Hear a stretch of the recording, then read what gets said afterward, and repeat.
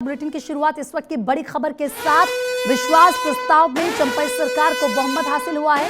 चंपाई सरकार के पक्ष में 47 विधायक, तो वहीं चंपाई सरकार के खिलाफ 29 विधायक।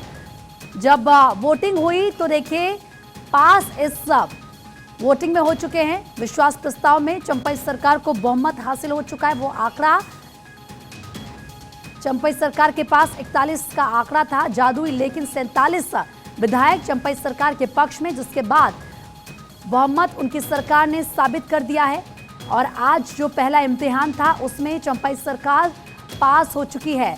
सदन विधानसभा के अंदर आप देखिए हेमंत सोरेन भी मौजूद थे और उस दौरान जब वोटिंग हुई तो चंपाई सरकार के पक्ष में 47 विधायक जबकि खिलाफ 29 विधायक थे। 47 हम लोगों ने जो पेश किया एक मिसाल बन गया। तमाम कोशिशें व्यर्थ हो गई। जो विरोधी चाह रहे थे कि किसी भी तरह से सरकार गिरा दिया जाए, वो नाकामयाब हो गए। आज लोकतंत्र की रक्षा हो गई। आज बाबा साहब अम्बेडकर बहुत खुश हो रहे होंगे और वो मतलब जिस तरह से उनके संविधान को लेकर उसका अपमान हो रहा था, आज सही मायने में उसका सम्मान, उन्हें श्रद्धांजलि दी गई बाबा साहब को। तो आज सही मायने में बाबा साहिब को श्रद्धांजलि दी गई, ये आपने सुना। और इसी के साथ क्योंकि ये कहा जा रहा था कि अग्नि परीक्षा होगी चंपाई सरकार की ये, और जो विधायक हैदराबाद थे वो भी लौट आए, कोई टूट ना हो इसीलिए विधायकों को हैदराबाद भेजा गया था।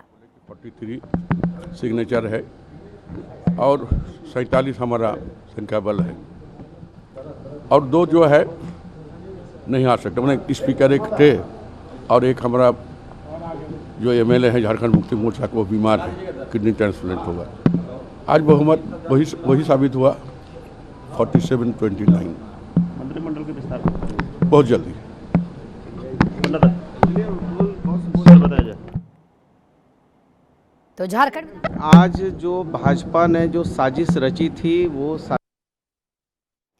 तो एक तरफ आप सुन रहे हैं जिस तरीके से जीत हुई है सरकार के पक्ष में 47 विधायक जो वोट पड़े उसको लेकर, दूसरी तरफ बीजेपी पर निशाना साधते हुए कि साजिश जो बीजेपी की तरफ से रची जा रही थी उसमें वो पास नहीं हो पाई। इस वक्त ज़्यादा बातचीत के लिए हमारे सहयोगी सर्वेश हमारे साथ जुड़ चुके हैं।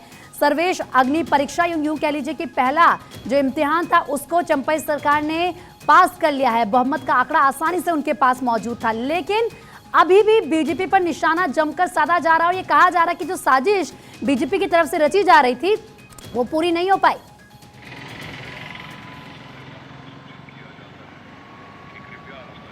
जी देखिए, लगातार जो बातें कही जा रही हैं वो अपनी जगह पे है, लेकिन जो सत्ता पक्ष के लोग हैं उन्होंने एक तरह से कहा जाए तो उनमें काफ़ी खुशी है क्योंकि उनको आज बहुमत का आंकड़ा मिल गया और लगातार वो लोग इस बात को कह भी रहे थे कि उनके पास 49 की संख्या है, उनके पास बहुमत है। हालांकि फ्लोर टेस्ट जब हुआ तो उसमें सीधे तौर पे चंपाई सोरेन की सेहत पे कोई असर नहीं पड़ा इस फ्लोर टेस्ट का। सीधे तौर पे उनकी सरकार कामयाब रही इस फ्लोर टेस्ट में।